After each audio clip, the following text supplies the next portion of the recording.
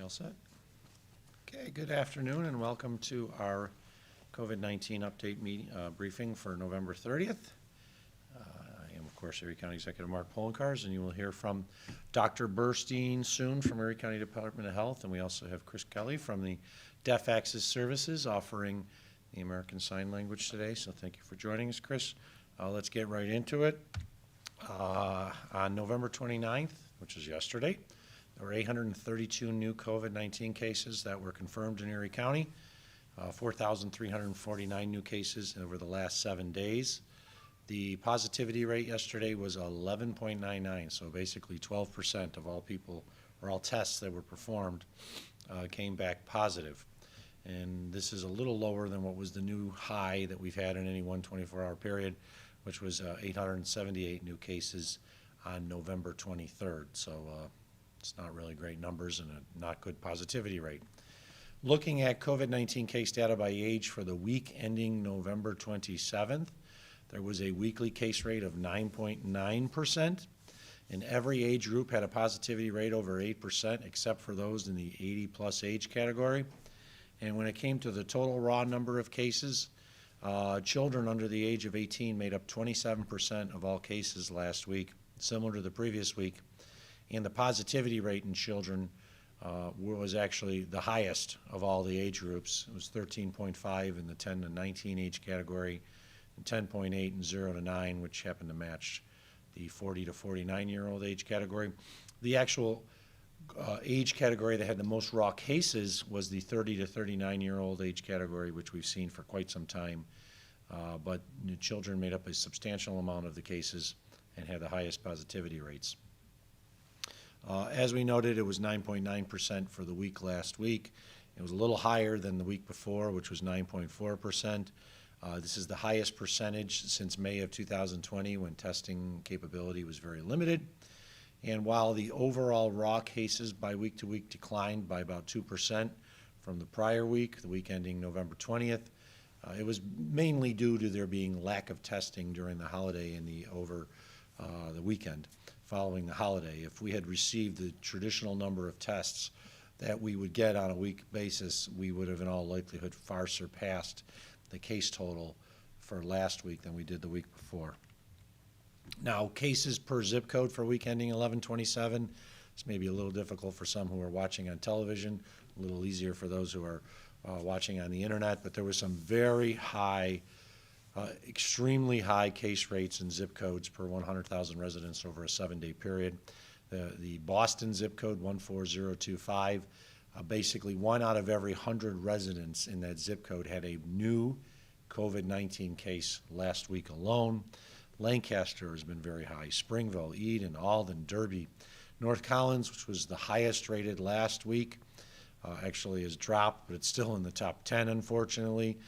These are mostly suburban and rural areas that have the highest case rates per zip code. There are some Buffalo areas, of course, that are high too, but in general, the suburbs and the rural areas have much higher rates of transmission based on the 100,000 residents over a 7-day period. As I said last week, and we're still very worried if these rates continue or worsen, we may not be able to control the further spread of COVID-19 in our community. That's why we have a mask mandate in place for all public locations. Weekly student and school staff COVID-19 cases, actually a slight reduction in overall cases among staff and students, though there was an increase among staff, and it just shows once again it's reflective of the community's prevalence and the transmission of COVID-19 in our community in general. Hospitalization data for the 2-week period ending November 27th. Hospital patients have increased, COVID patients that is, by 65% in the past 2 weeks. 18% of Erie County COVID-19 hospitalizations are in the ICU, and the hospitals are at or near capacity for inpatients.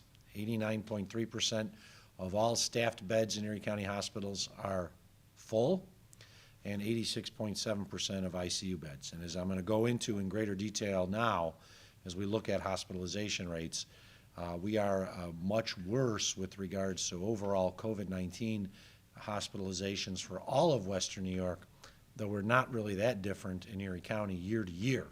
But we see a tremendous problem, of course, with full hospitals due to everything else, not just COVID-19 patients, but all patients. So here's the chart. There is a break there for what would be considered November 25th, Thanksgiving. For whatever reason, the state didn't release any data out, so we don't have any data for actual Thanksgiving, but we have it for the other days, so there's a little break there. But you do see the increase for up to November 27th, in which we have a little less than 350 patients in total in Erie County hospitals. Now, I wanted to do a year-to-year comparison so people understand what we're looking at.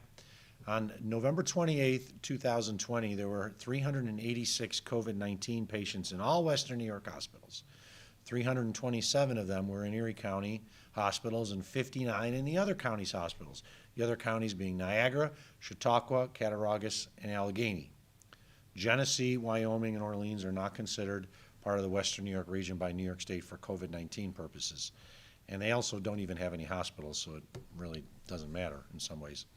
So that was last year, 386 total patients, 327 in Erie County, 59 in the other counties. On November 28, 2021, there were 484 COVID-19 patients in all Western New York hospitals, 334 of them in Erie County, and 150 in the other county hospitals. Remember, last year, on November 28th, there were only 59 in the other county hospitals. This year, there were 150. We've seen a slight increase in Erie County hospitalizations. Not a huge increase year to year, but a big increase for the other counties. And I know the other counties' hospitals are at or near capacity as well. So we're seeing a lot of COVID-19 in these other counties, and their patients are not only in their own hospitals, some of them are coming to Erie County. To give you an idea of the difference between year to year, let's look at a couple hospitals. On November 28, 2020, ECMC had 442 patients, 36 in the ICU. Not all of them were COVID-19 patients, but they had 442 patients in total, 36 in the ICU. On November 20th, 2021, ECMC had 552 patients, 47 in the ICU. The 552 patients was capacity. It was 100%. Every bed in ECMC was full as of November 28th. I talked to Tom Croce, the president and CEO of ECMC, a lot over the last few days. They did have a few more discharges in the last 24 hours, so that's helped, but they are basically at 100%. Now let's talk about St. Joe's. On November 28th, St. Joe's, November 28th, 2020, St. Joseph's in Cheektowaga, run by Catholic Health, was a COVID-19 only acute care facility, and 112 patients, pretty much all of them were COVID. On November 28, 2021, St. Joe's is no longer an acute care facility, no longer a hospital, and they have 0 acute care patient beds. So last year, Catholic Health wisely created basically a COVID-19 only facility at St. Joe's. And unfortunately, they were full with COVID patients. This year, they decided to take it from a non-acute care facility to a subacute care facility in their process of making that change. So there are no patient beds, no patients at all, because there's no patients available at St. Joe's. So we lost 112 beds, which were strictly for COVID patients last year, which now has to be spread out among the rest of the hospitals. What does this mean? Hospitals across Western New York are at or near their staffed bed capacity. I'm going to turn it over to Dr. Burstein now to talk a little bit about what the most recent analysis from the Western New York Analytical Group, COVID-19 Analytical Group, based out of UB Medical School, is finding, and why we must wear masks.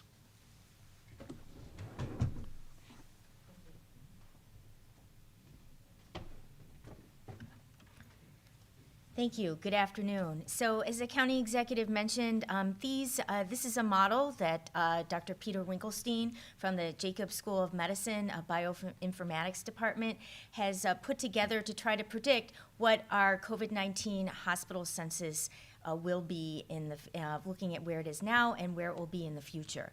So just to orient everybody to what this graph means, so the blue dots mean that is corresponds to the COVID-19 hospital admissions, hospital census at any given date.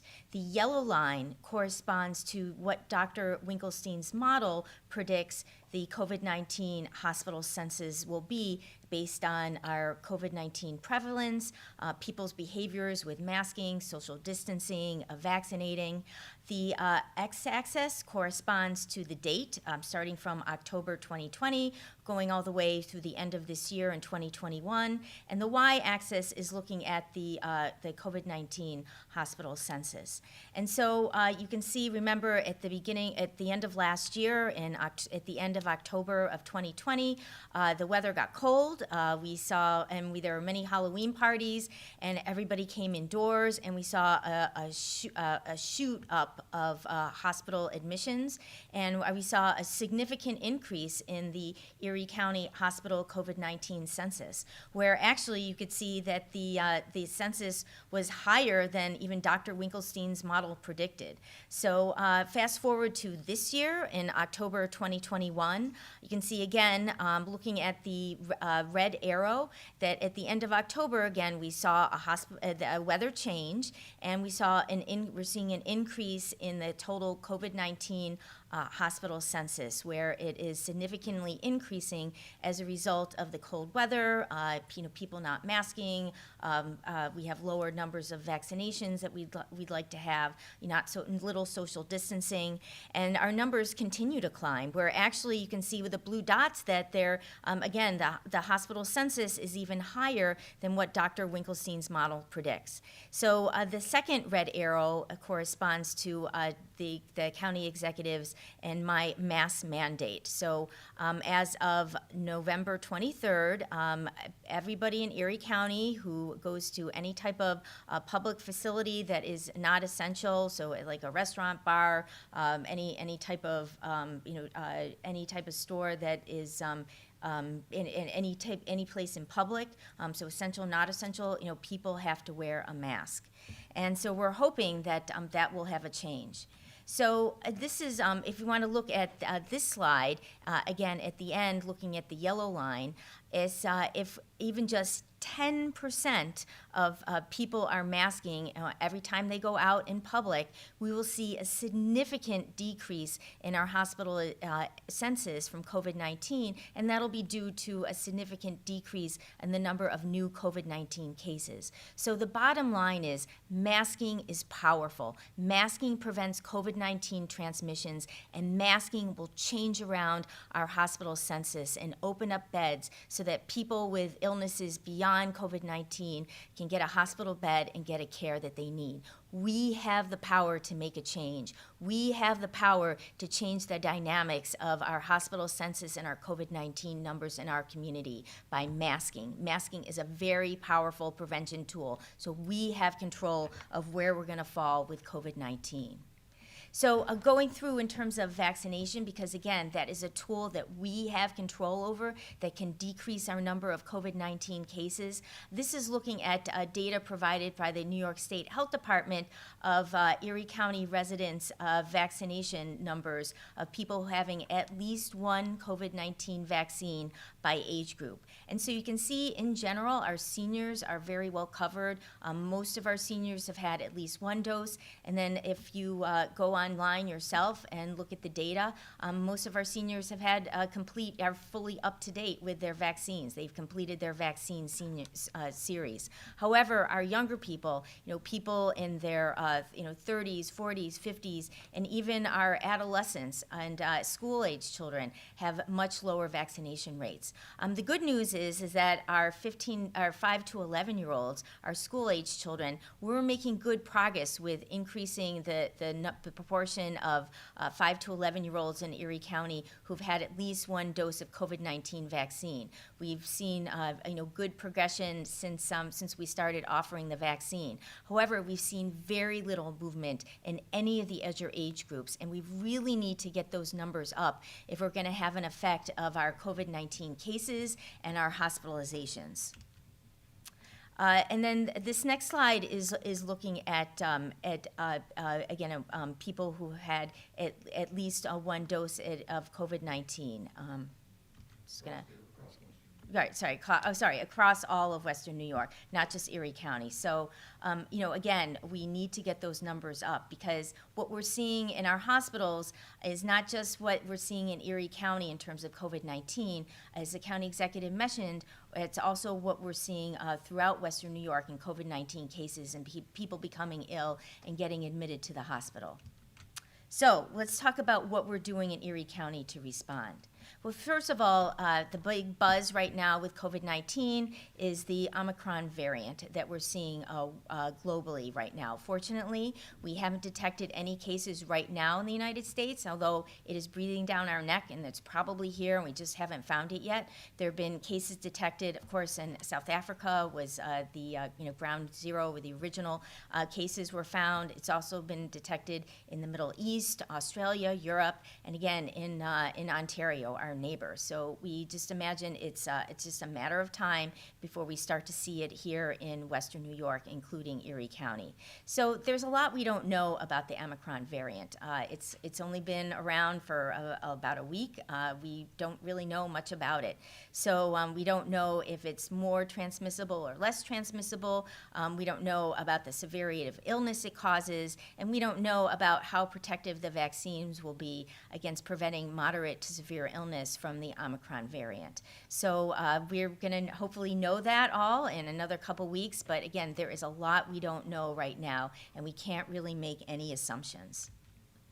So the good news is that the labs that we run, the COVID-19 PCRs that we run in our public health lab is able to detect the Omicron variant. So if people are infected with that variant, they will have a positive PCR test if the test is done by our public health laboratory.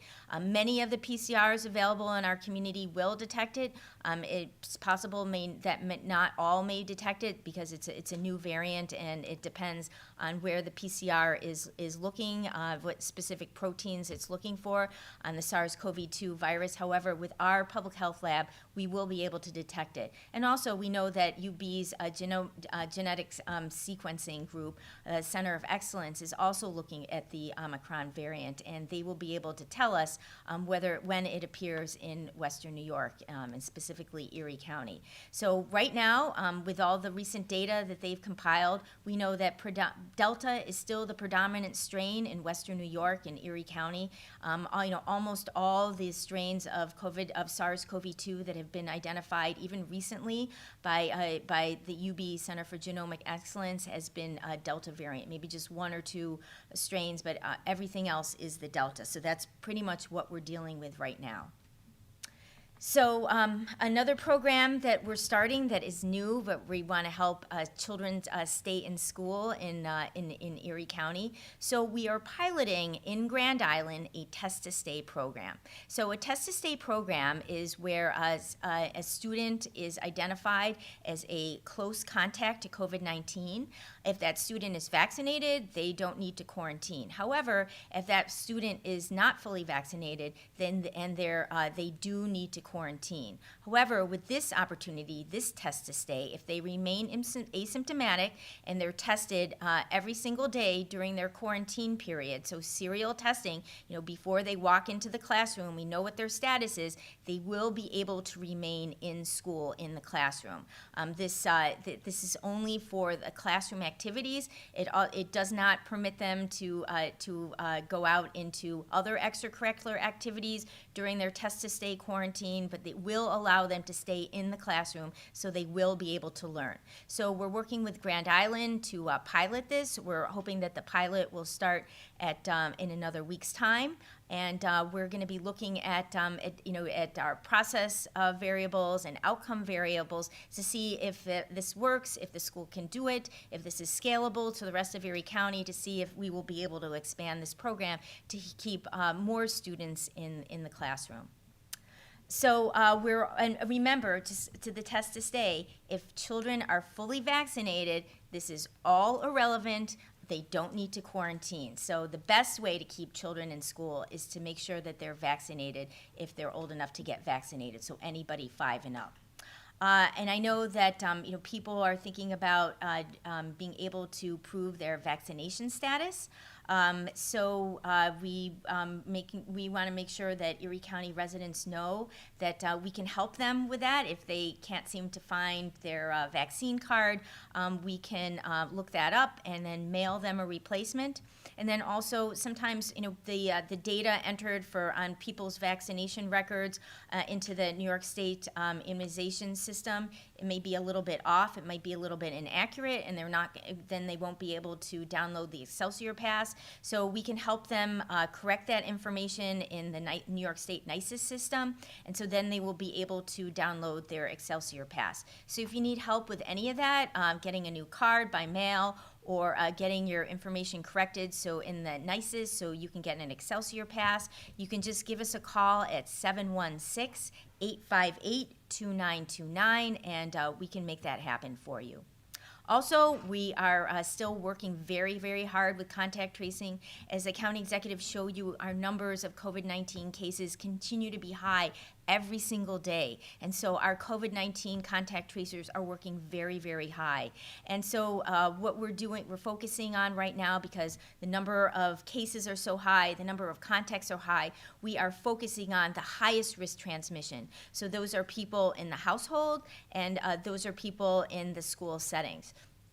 So we're doing complete case investigations on those individuals and those close contacts. However, if people have been diagnosed with COVID-19, we really strongly encourage you to let the people know who are your close contacts at work, in your social network, that they have been exposed to COVID-19, if they should quarantine if they're not fully vaccinated, and they should definitely get a test 5 to 7 days after their last exposure, especially if they have symptoms, they should get a test right away.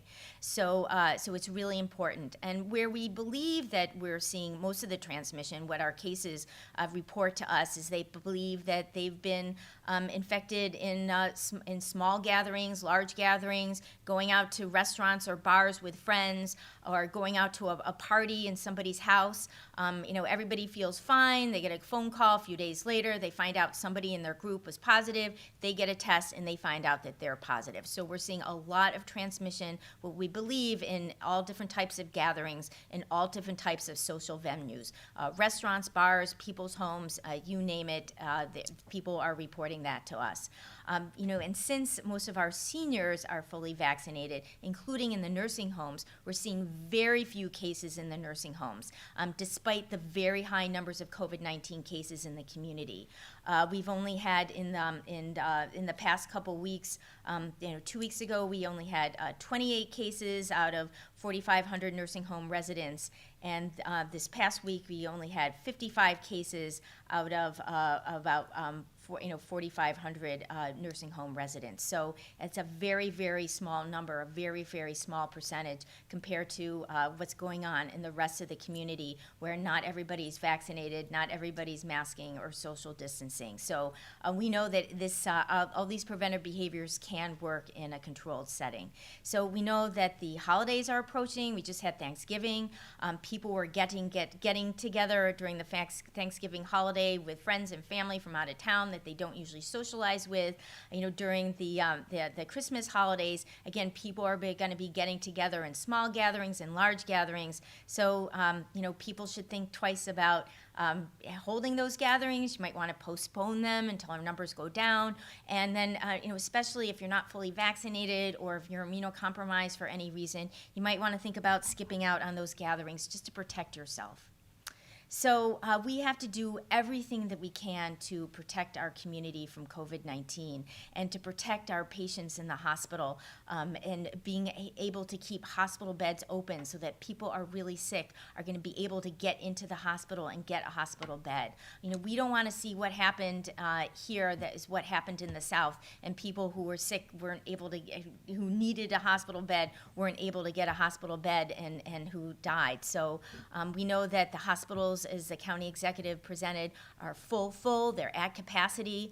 We know that the wait times in emergency departments and emergency rooms are super high for problems that are not completely emergent, life or death situation. So, we have to think twice. We have to think about keeping our COVID numbers down because we have to protect every single hospital bed. So I'm going to turn it over to our county executive to talk about our phased approach plan.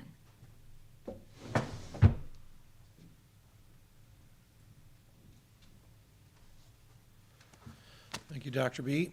As I think all know, we've implemented a 4-phase approach to reduce caseloads and control hospital admissions, as Dr. Burstein showed from the Western New York COVID-19 Analytic Group. The wearing of masks should, if it's followed, reduce the amount of hospitalizations in our region. We haven't seen it yet.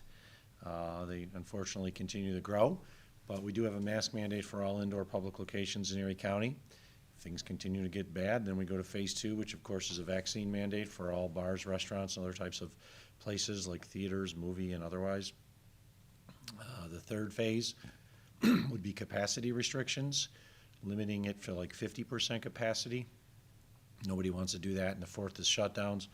I think if we continue to do the right thing, wear the masks, we'll never even have to worry about number 2, nevertheless 3 or 4. Now, people are asking, well, how do you do this? And we talked about we're going to assess the need for additional measures using COVID-19 case data, the positivity rate, and especially hospitalizations on December 13th, 2021, unless the conditions require an earlier implementation. So between when we announced this last Monday to where we are today, the total hospital capacity has basically remained steady the past week, about 90%. Has not gone to the point where we're 100% full in all hospitals. Though, as I noted earlier, ECMC is at 100% capacity. Cases have increased and the positivity rate has increased. That is very concerning because as the cases go, usually goes the hospitalizations. And we've also seen a number of deaths. We didn't talk about it earlier, but there were a number of deaths last week, including those in a younger age category. We are very worried about the spike in new cases following the Thanksgiving holiday. Thereby, that would require new hospitalizations. The numbers last week were very bad with regards to new cases. We had a little lull with total cases in the last few days, but we expected that because there were less people being tested. The positivity rate was growing. The positivity rate was 12% yesterday and over 800 cases again. So we're very concerned. That's why if you wear a mask, when you're out in public locations and these gatherings, your odds of catching COVID are much, much, much lower.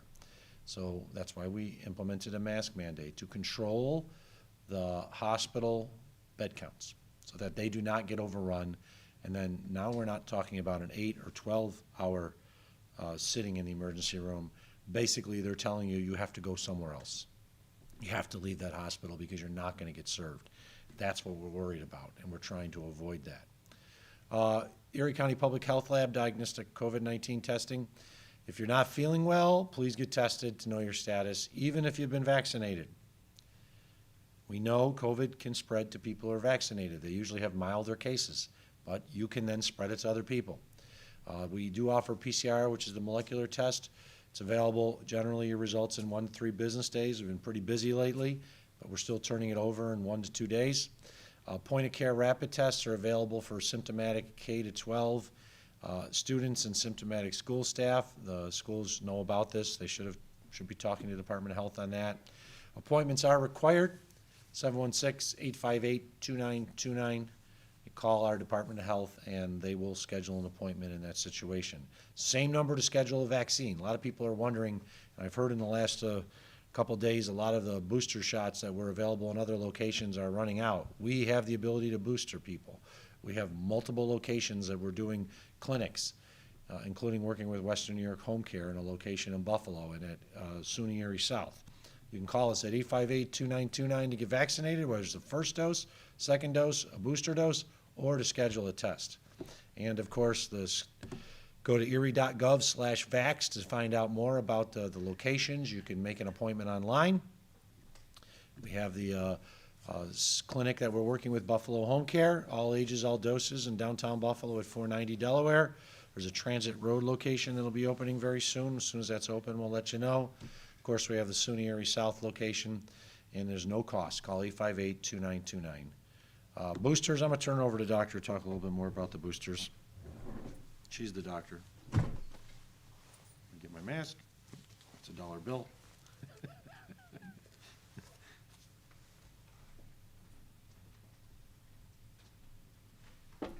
Thank you. So we know, especially with these new variants potentially entering our community, it is essential that everybody get every single vaccine dose that they can, that it's recommended. So booster doses for anybody 18 and up is very, very important, and to really help protect us against developing any type of moderate to severe disease, requiring hospitalization, and even it'll save our lives. So so people ask, well, am I eligible for booster? Should I get a booster? I get that question all the time.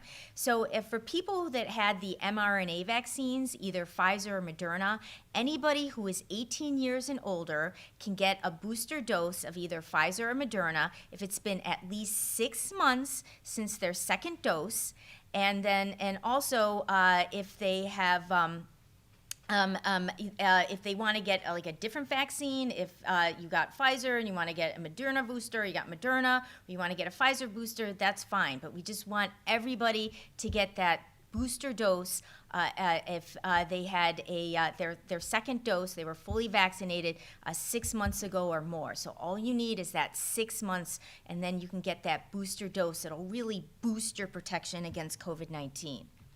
And then for people that received the Johnson & Johnson vaccine, anybody who was 18 years and older and received their first dose 2 months or more, then they are able to get a COVID-19 booster. They can get a J&J, they can get a Moderna, they can get a Pfizer, whatever you feel comfortable with. We want to give people options. But the bottom line is it's so important to get this booster dose. If you've completed your vaccine series 6 months ago or more, please get a booster dose. As the county executive mentioned, we have sites to get free vaccination with a good supply throughout the county, and we're opening up more sites.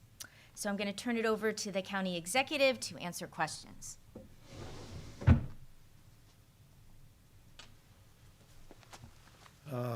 Thank you, Dr. B. We will start off today with the Fox News. Olivia Dance.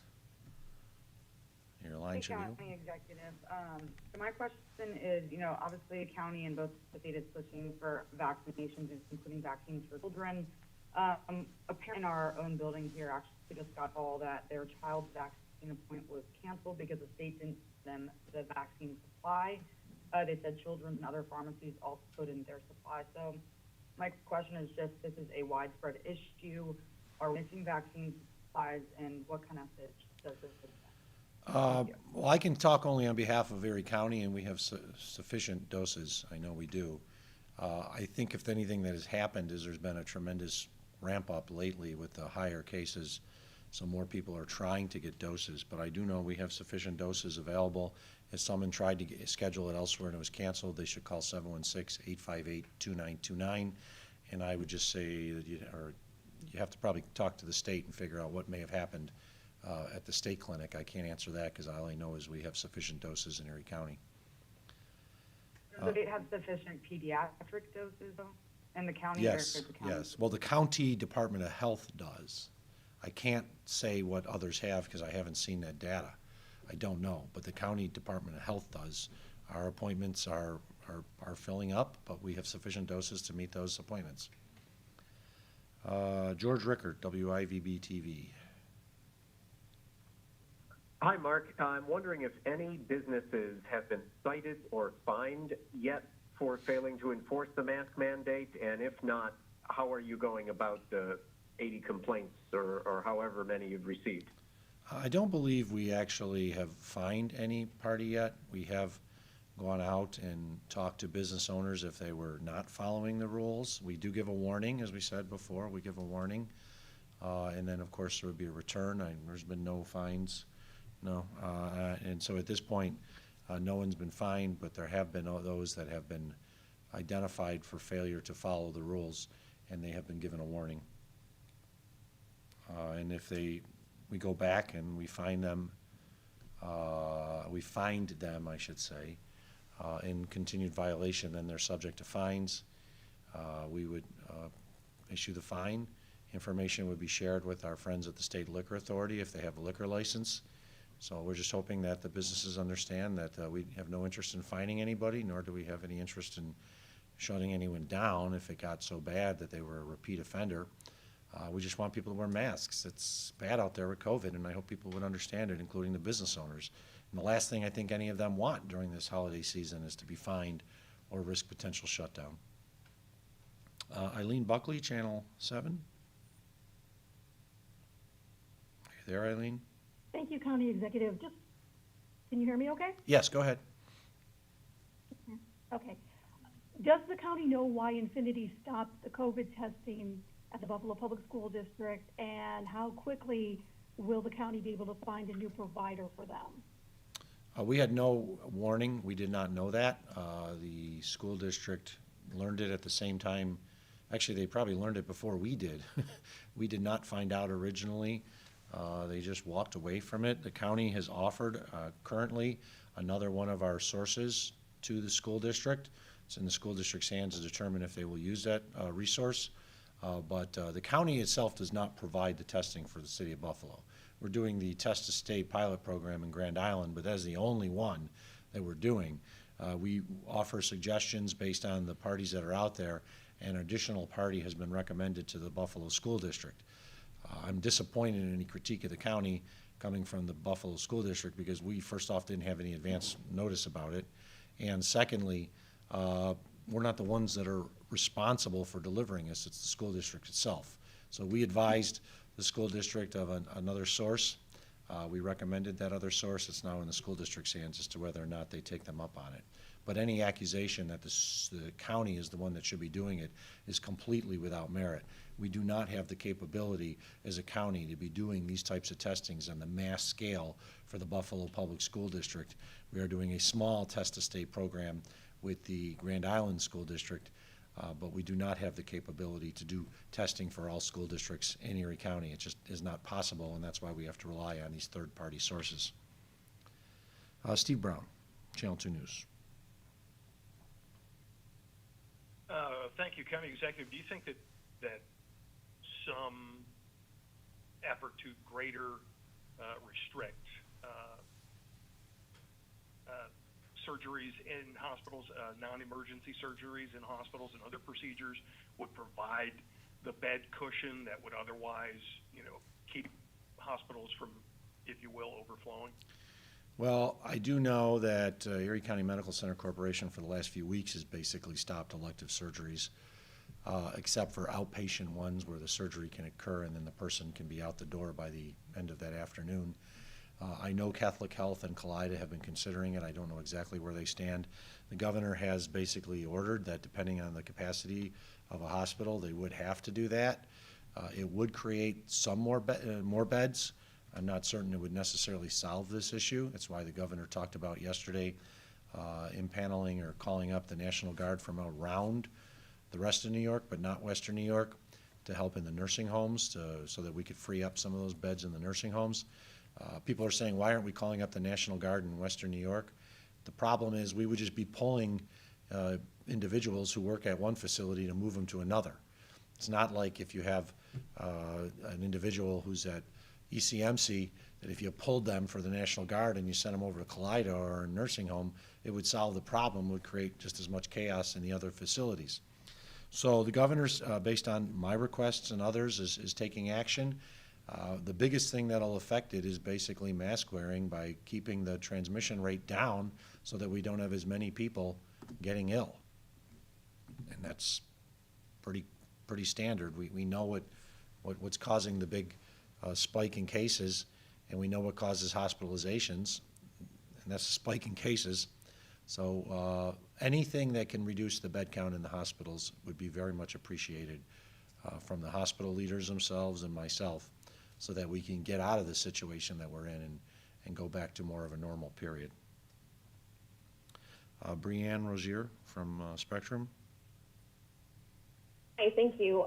We're seeing town supervisors and other local leaders discouraging mask mandate compliance and sort of denouncing it themselves. What is the county and/or health department doing about that?